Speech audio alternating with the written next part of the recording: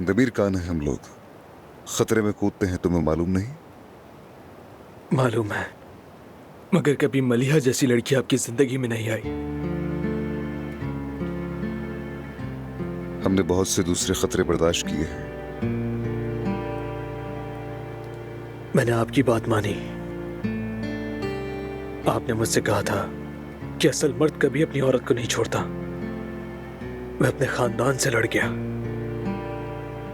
और अब देखें क्या हो रहा है।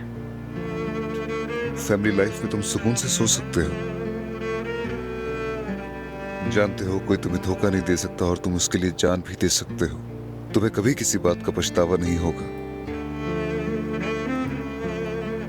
हाँ, मैं अच्छी तरह जानता हूं कि तुमने अपनी पूरी कोशिश की। हो सकता है कि रात को तुम सुकून से सो भी नहीं सके होगे।